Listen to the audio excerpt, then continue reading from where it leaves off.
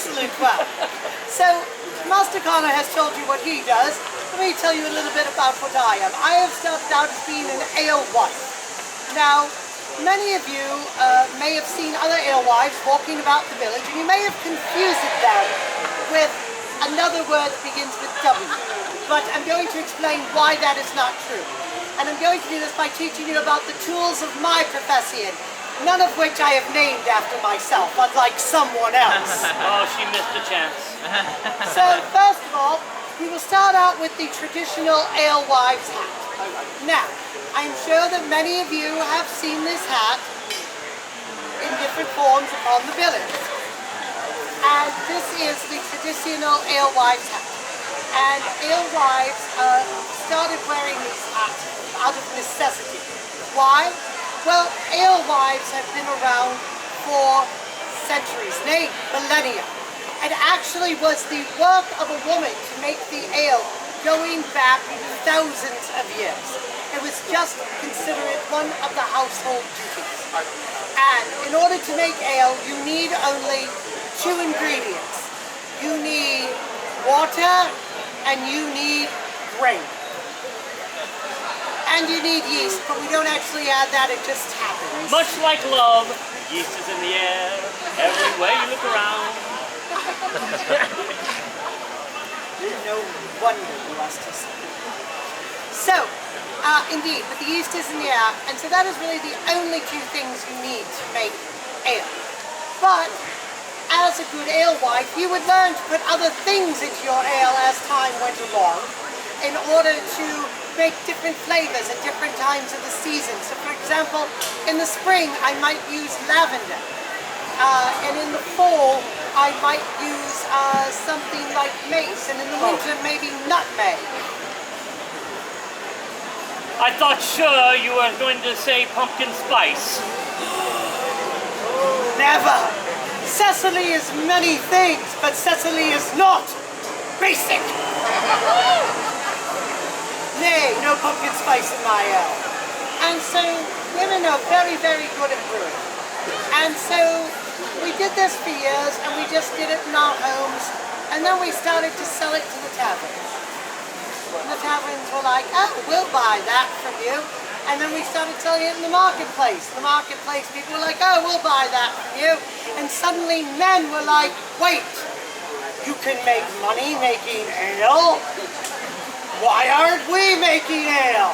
So they started making it. And they would come to the marketplace. And they'd come to the marketplace and they'd be standing there in all of their manly glory. And, excuse me, sir, can I beg your indulgence? What's your name? Andrew, would you stand up here? Can I get a round of applause for Andrew? Andrew, would you come here? Now, I would like you to notice that if I'm standing in front of Andrew, Andrew is selling ale and I am trying to sell ale and I don't have this on, nobody is going to see me. So I put on my alewives hat though, suddenly you can see the point. I get your point there. Yes, a round of applause for Andrew again, thank you. So, our alewives hats are meant to make us noticeable in the marketplace. Now, the second tool of our trade, which is accessory, is our kettle. The kettle is that in which we make ale, but also which we take to the marketplace. Some call it, I believe, a cauldron? Well, some people might. I call it a kettle, where I make my ale. Like the clack kettle. Only I don't name it after myself, like some people.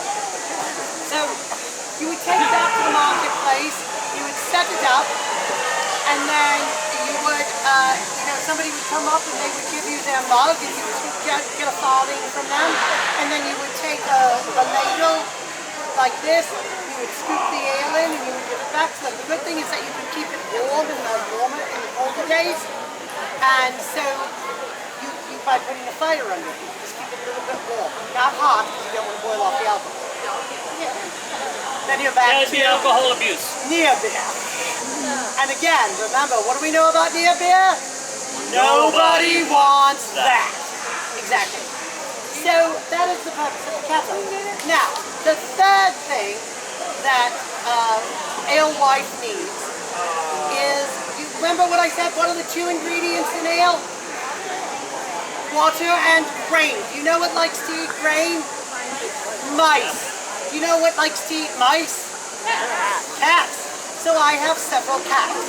Very, very important for an alewife to make certain that the cats are keeping the mice from out of the grain.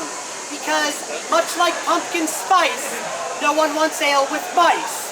See, it even rhymes.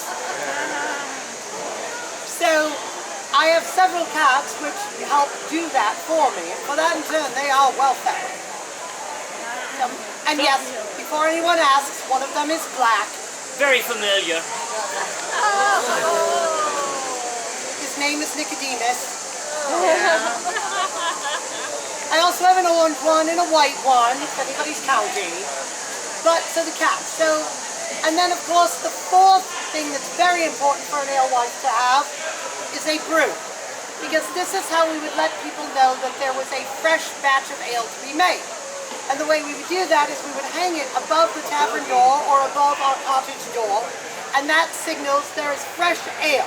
Because remember, all ale is small batch ale right now. Because nothing is kept for a long time. There's no process for doing that. So you always want to know when there's a fresh batch of ale.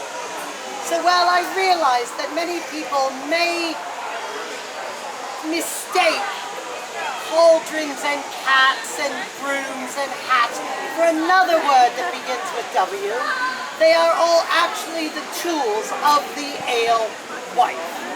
So, Mistress Cecily, Hi. what you're saying is, You're not a